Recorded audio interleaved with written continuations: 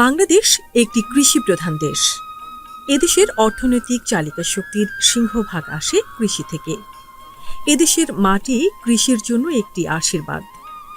দেশের মোট কর্মসংস্থানের 2/3 এই কৃষির ওপর নির্ভরশীল। ক্রমবর্ধমান জনসংখ্যা বৃদ্ধির কারণে দেশের খাদ্য চাহিদা বেড়েছে দ্বিগুণ। আর এই চাহিদা মোকাবেলায় সরকারের কৃষি বিভাগ আধুনিক কৃষি চাষাবাদের লক্ষ্যে কৃষিকে যান্ত্রিকীকরণ করেছে। একই জমিতে ভিন্ন ভিন্ন ফসল উৎপাদন করছে। রাসায়নিক সার ও কীটনাশক ব্যবহারের মাধ্যমে জমির এই উর্বরতা শক্তিকে দুর্বল করে দিচ্ছে। সেই সাথে ফসলের গুণাগুণ হ্রাস পাচ্ছে। পুষ্টি গুণহীন এ সকল কৃষিপণ্য ও খাদ্যদ্রব্য গ্রহণ করে দেশের সাধারণ জনগণ দীর্ঘমেয়াদী নানা রোগ ব্যাধির সম্মুখীন হচ্ছে।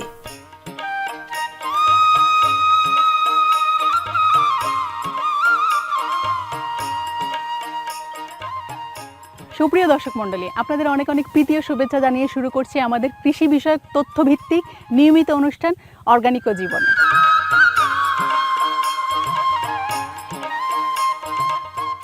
এই অনুষ্ঠানের মাধ্যমে আমরা বাংলাদেশের প্রত্যন্ত অঞ্চলে গিয়ে যারা অর্গানিক উপায়ে চাষাবাদ করে তাদের তথ্যগুলো আপনাদের কাছে তুলে ধরার চেষ্টা করব।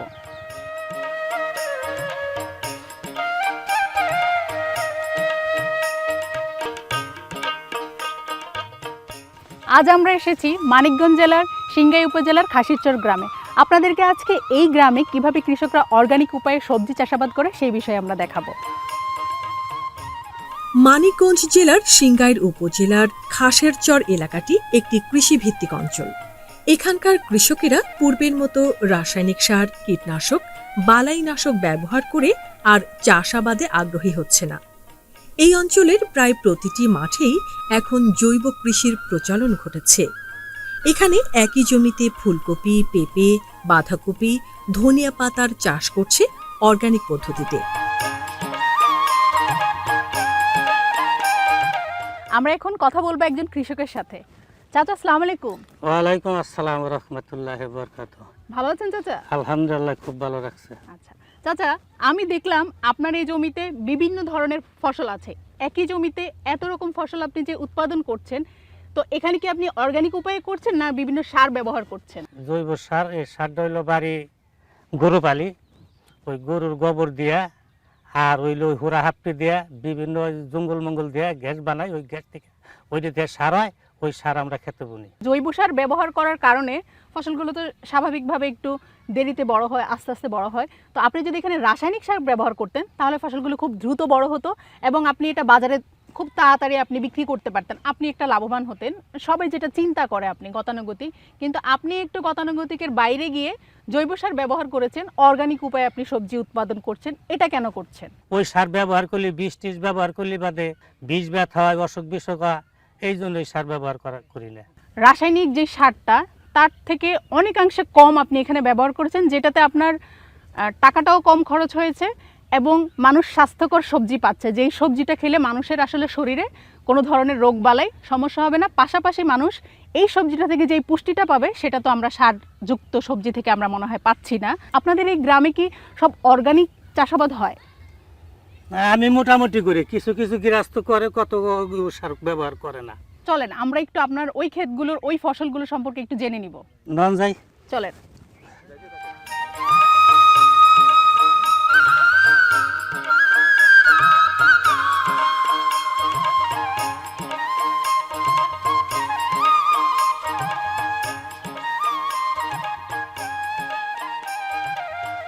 কথায় বলে, যার নাই কোনো গুণ তার নাম হলো বেগুন। কথাটা সত্যি না। বেগুন বাঙালিদের গুরুত্বপূর্ণ একটি ফসল। ভোজন বিলাসী বাঙালিরা এই বেগুনের ব্যবহার করে নানাভাবে। বেগুন চাষেও এখন জৈব সার আর অর্গানিক বালাইনাশক ব্যবহার করে কৃষকেরা বাম্পার ফলন পাচ্ছে। বেগুনের পাশাপাশি এই খাসেরচর অঞ্চলে ব্যাপক হারে চাষ হচ্ছে গাজর, টমেটো, শসা, মিষ্টি কুমড়া, করল্লা সহ সকল ধরনের সবজি। সবই হচ্ছে জৈব কৃষি ব্যবস্থাপনায়।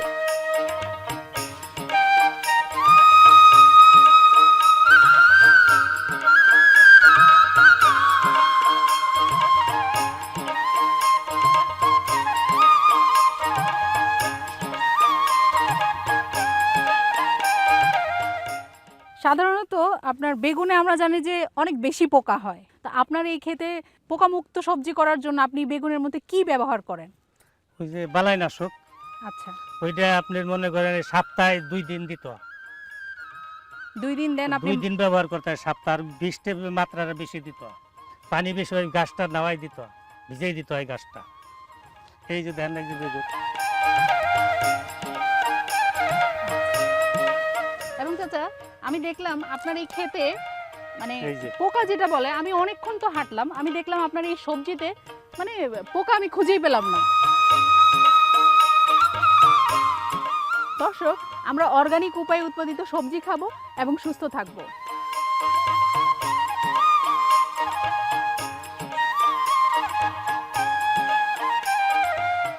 এইটা আমি জৈব সার দিয়ে ক্ষেত করছি। ও আচ্ছা, এখানে কতটুকু জায়গা আছে চাচা? এখানে হচ্ছে আমার 40% জায়গা। আচ্ছা, আর কতগুলো গাজরের বীজ দিয়েছেন এখানে চাচা? এখানে 800 গ্রাম গাজরের বীজ দিছি। 1 কেজি গাজরের বীজের দাম হলো আপনার 28,000 টাকা। এই দেখ গাজর তুলে দেখামু। হ্যাঁ, এই দেখেন গাজর, এই যে গাজর দেখছেন। প্রিয় দর্শক, এই হচ্ছে অর্গানিক উপায়ে এই যে গাজর, উৎপাদন করা সবজি, একেবারে পিওর। এটা হচ্ছে গাজর।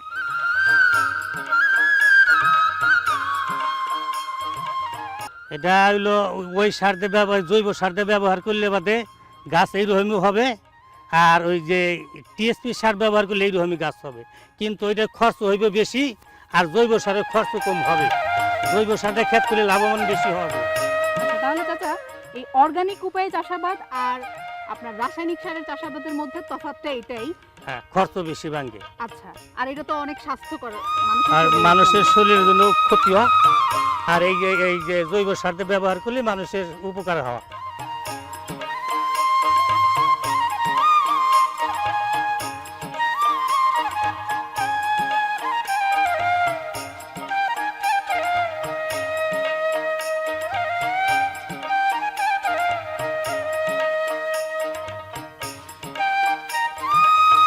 আমাদের সিঙ্গার উপজেলা অর্গানিক পদ্ধতিতে কৃষক যদি চাষাবাদ করতে পারে এবং এই চাষাবাদ করার ফলে যেই খাদ্যদ্রব্য উৎপাদন হবে, এই উৎপাদন সামগ্রী কৃষকরা বা সারা বাংলাদেশের মানুষ যে খাবে, খাওয়ার মাধ্যমে এই রোগ ব্যাধি কম হবে এবং সুস্থতার সাথে বাংলাদেশের জনসাধারণ বাঁচতে পারবে। সবজি উৎপাদনে ফসলের ভিন্ন মাত্রা যোগ করেছে কৃষিতে। আগে শুধুমাত্র সাদা ফুলকপি আর বাঁধাকপি চাষ আমরা দেখেছি। কৃষি গবেষকদের গবেষণায় এখন হলুদ কপি, বেগুনি কপি, সবুজ কপি ও রঙিন বাঁধাকপি চাষ হচ্ছে এদেশে। পুষ্টিগুণে সমৃদ্ধ এই ফসলগুলো অর্গানিক উপায়ে উৎপাদিত হচ্ছে। কৃষকেরা এর বাজার মূল্য পাচ্ছে অনেক।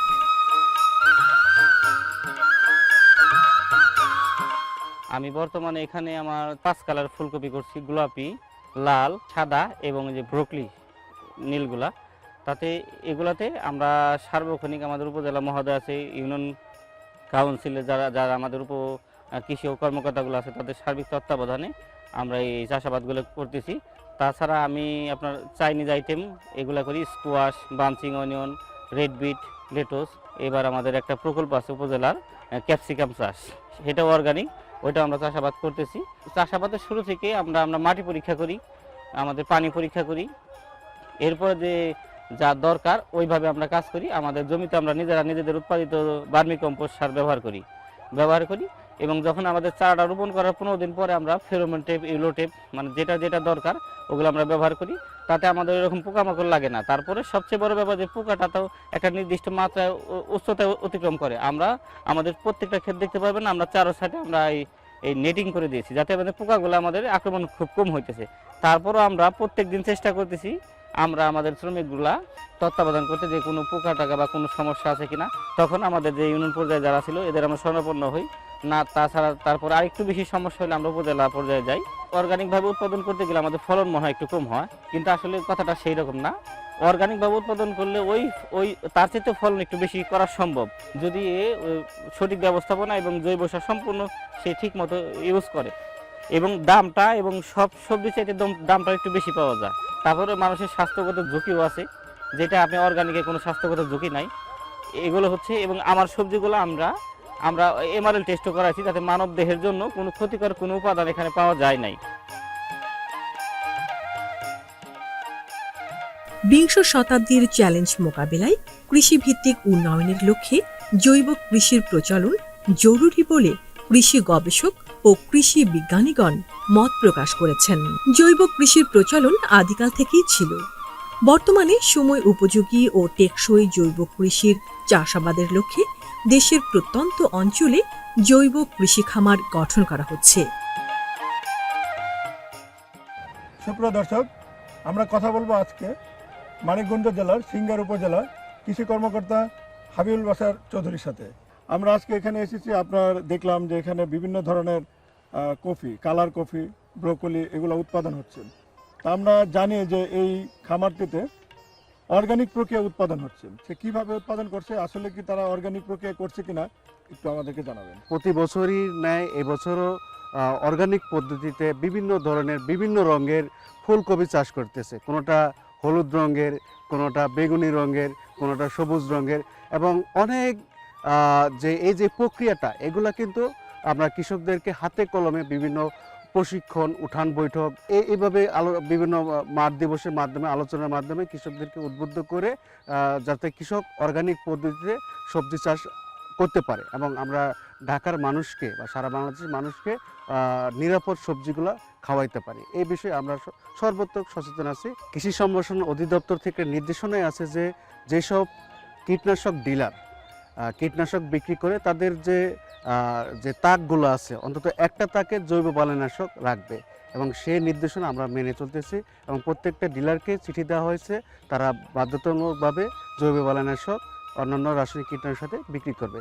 আস্তে আস্তে কৃষকরা যখন এটা উদ্বুদ্ধ হয়ে যাবে, আশা করি যে এর সুফলটা দেশবাসী পাবে। নিরাপদ খাদ্য তৈরি করতে পারলে মানুষের যে স্বাস্থ্যের যে ঝুঁকিটা, এটা কমে যাবে। আশা করি ইনশাল্লাহ আমরা আমাদের পক্ষ থেকে, উপজেলা কৃষি সিংহার পক্ষ থেকে সর্বোচ্চ চেষ্টা করব যে নিরাপদ উপায়ে সবজি উৎপাদন, এবং একই সাথে কৃষকদেরকে উদ্বুদ্ধ করব। কৃষিতে এখন আর শুধু পুরুষেরা জড়িত থাকছে না, নারীরাও কৃষি কাজে এবং কৃষি উদ্যোক্তা হয়ে কাজ করছে। তেমনি একজন মানিকগঞ্জ জেলার সিংগাইর উপজেলার খান বানিয়ারা গ্রামের মোসাম্মদ সেলিনা আক্তার। তার খাঁটি কৃষি খামারে রয়েছে শাকসবজি, ফলমূল, মরিচ, পেঁয়াজ, ক্যাপসিকাম সহ বিভিন্ন জাতের চাষ, যা পুরোটাই অর্গানিক পদ্ধতিতে করা। আপনার এখানে কি কি ধরনের অর্গানিক পণ্য উৎপন্ন হয়? আমরা কৃষিজাত পণ্যের মধ্যে, খাদ্যের মধ্যে যেসব পণ্য আছে সব পণ্যই আমরা উৎপাদন করার জন্য চেষ্টা করছি। মানে ধান চাল থেকে শুরু করে তেল বীজ থেকে শুরু করে শাক সবজি ফলমূল এবং মানে শস্যর সাথে যেসব খাবারগুলো আরও যুক্ত হয়, যেমন আপনার গরুর দুধ, মাছ, এগুলোও আমরা মানে খাদ্যের মধ্যে যত জিনিস আছে সব জিনিসকে আমরা চেষ্টা করছি যে নিরাপদ খাদ্য হিসাবে উৎপাদন করার জন্য। প্রায় 40 বিঘা জমিতে আমরা চাষাবাদ করি। এটার মধ্যে মূলত আমরা ওই মানে ড্যামোগুলো তৈরি করি, মডেলগুলো তৈরি করি, বা সারের যে ইউজটা আছে, ফার্টিলাইজার যে মানে সেফ ফুড অথবা অর্গানিকে আমাদের খুবই কম উৎপাদন আমাদের বাংলাদেশের স্কোপ। কারণ হলো যে বন্যা হলে মাটি নষ্ট হয়ে যায়। তো আমরা 12 সাল থেকে চেষ্টা করছি যে কিছু মাটিকে একেবারে অর্গানিক লেভেলে নেওয়ার জন্য। তো মানে এটা সবাই জানে যে বাংলাদেশে আসলে অর্গানিক চাষের জন্য মানে খুবই কঠিন ব্যাপারটা, এবং ওই যে দ্রুত উৎপাদনের জন্য হাইব্রিড বা যে কেমিক্যাল ফার্টিলাইজার, এর মধ্যে তো কৃষক অভ্যস্ত হয়ে গেছে। তো আমরা এটা করে করে আমরা তাদেরকে ট্রেনিং দিয়ে মানে আমরাও তাদেরকে দেখাই শিখাই, আবার কন্টিনিউয়াস হলো যে সরকারি পর্যায় থেকে আমাদেরকে সবসময় এটা নিয়ে কাজ করা হচ্ছে। তো আমরা এটা করার পরে দেখা যায় যে আপনার যে পণ্যগুলো উৎপাদন হয় এগুলো মিশে যায়, বাজারে গিয়ে খুব বেশি মানুষের কাছে পার্থক্য তৈরি করতে পারে না। কিন্তু অর্গানিক যারা চিনেন তারা কিন্তু ঠিকই চিনেন যে এটা অর্গানিক। এবং আমরা যেটা করি যে যেভাবে আপনার মাটির স্বাস্থ্য রক্ষার জন্য যে তাকে যে খাদ্য দিতে হবে, এই খাদ্যটা পর্যায়ক্রমে আমরা তৈরি করি এবং তাদের বাড়িতেও আমরা ওগুলো তৈরি করার প্রক্রিয়া তৈরি করে দিয়েছি। এবং এটাতে দেখা গেছে যে যখন এটা একটা মানে সমন্বিত কার্যক্রম, যে আমি যদি একটা করি তাহলে কিন্তু আমি বাকি জিনিসটা পাবো না। যেমন আমার গরু না থাকলে গোবর পাবো না, ধানের চাতাল না থাকলে ওখান থেকে তুষ পাবো না, আবার তেল তৈরি হচ্ছে ওখানে খৈল পাবো না। তো এই জিনিসগুলো আমরা সব একসাথে করে আমরা কৃষকের সাথে সম্পর্ক করে তাদের সাথে একটা রিলেশন ডেভেলপ করে আমরা চেষ্টা করছি যে নিরাপদ খাদ্য বা কিছু অর্গানিক ক্রপ যাতে তৈরি করা যায়। কৃষকদের মাঝে প্রাকৃতিক উপায়ে চাষাবাদের সচেতনতা ও উৎসাহ বৃদ্ধি করতে জেলা পর্যায়ে মাঠের কৃষকদের কারিগরি প্রশিক্ষণ, কৃষিতে ব্যবহৃত জৈব সার ও জৈব বালাইনাশক উৎপাদনে পরামর্শ সহ অর্থনৈতিক সহযোগিতা করে যাচ্ছে। আমরা সবাই জানি যে রাসায়নিক কৃষির থেকে অর্গানিক কৃষি মানুষের স্বাস্থ্যের জন্য খুবই উপকারী। অর্গানিক চাষাবাদে রাসায়নিক চাষাবাদের তুলনায় উৎপাদন কম হয় দেখে সাধারণ মানুষজন রাসায়নিক শাকসবজি বা রাসায়নিক কৃষিজ পণ্য উৎপাদনের দিকে বেশি আগ্রহী হয়, কিন্তু প্রকৃতপক্ষে অর্গানিক কৃষিজ পণ্য মানুষের স্বাস্থ্যের জন্য উপকারী, পাশাপাশি পরিবেশের জন্য এগুলো উপকারী। অর্গানিক শাকসবজি বা অর্গানিক ফলমূল বা অন্যান্য কৃষিজাত দ্রব্য উৎপাদনের ক্ষেত্রে অনেক কম ব্যয় হয়, পাশাপাশি পরিবেশের ক্ষতিকারক যেই সমস্ত জিনিস আছে সেগুলো থেকে মানুষজন দূরে থাকতে পারে। অর্গানিক ফসলের উৎপাদন কিছুটা কম হয় দেখে মানুষজনকে এই কাজে উৎসাহিত করার লক্ষ্যে আমাদের সরকারের বিভিন্ন প্রচেষ্টা আছে। মানিকগঞ্জ জেলায়ও অর্গানিক শাকসবজি বা অন্যান্য কৃষি পণ্য উৎপাদনের জন্য আমি প্রচেষ্টা নিব। ইতোমধ্যেই আমি এই সংক্রান্ত যারা কাজ করেন সেই ধরনের চাষিদের সাথে যোগাযোগও করেছি। আমরা তরুণ সমাজকে অর্গানিক চাষে উদ্বুদ্ধ করার জন্য ফেব্রুয়ারি মাসের প্রথম সপ্তাহে আমরা একটা কর্মশালা করব। আশা করি এই সমস্ত কাজের মাধ্যমে বাংলাদেশে অর্গানিক কৃষিজ পণ্য উৎপাদন ত্বরান্বিত হবে। অর্গানিক চাষাবাদের আরেকটা বড় সমস্যা হচ্ছে অর্গানিক সার্টিফিকেশন। আমাদের সরকার এই ব্যাপারে কাজ করতেছে। আমরা আশা করব যে অচিরেই অর্গানিক পণ্যদ্রব্য সার্টিফিকেশনের সরকারিভাবে একটা পদ্ধতি তৈরি হবে এবং কিছু নীতিমালা তৈরি হবে যেটা আন্তর্জাতিকভাবে গ্রহণযোগ্য। এটা হলে আমরা অর্গানিক কৃষিজ পণ্য বিদেশে রপ্তানি করে অনেক বৈদেশিক মুদ্রা অর্জন করতে পারবো এবং এতে আমাদের চাষিদের আর্থসামাজিক অবস্থার উন্নতি হবে। চাষি ভাই যারা অর্গানিক চাষাবাদ করতেছেন বা করার আগ্রহী হয়েছেন তাদেরকে যদি পুঁজি সহায়তা দেওয়ার প্রয়োজন হয় তাহলে আমরা স্থানীয় যে সমস্ত ব্যাংক এবং আর্থিক প্রতিষ্ঠানসমূহ আছে সেখানে সরকারের যে নীতিমালা আছে সহজ শর্তে তাদের পুঁজি সরবরাহ করার সেইগুলো আমরা ত্বরান্বিত করব। তাদের সহায়তার জন্য আরও যদি কোনো ধরনের পলিসি লাগে, বিশেষ করে আপনার অর্গানিক বীজ সংরক্ষণ, এই ব্যাপারে প্রশিক্ষণ প্রদান, অর্গানিক চাষাবাদের জন্য যেই সমস্ত সার বা জৈব সার দরকার হয় এইগুলো উৎপাদনের জন্য প্রশিক্ষণ, পাশাপাশি অর্গানিক বালাইনাশক উৎপাদনের জন্য বা এইগুলো ব্যবহারের জন্য যদি কোনো প্রশিক্ষণ লাগে বা কোনো পুঁজি সরবরাহের প্রয়োজন হয় এই সমস্ত ক্ষেত্রে আমরা প্রশিক্ষণ প্রদানের ব্যবস্থা করব এবং পুঁজি সরবরাহের জন্য আমরা ব্যবস্থা নিব।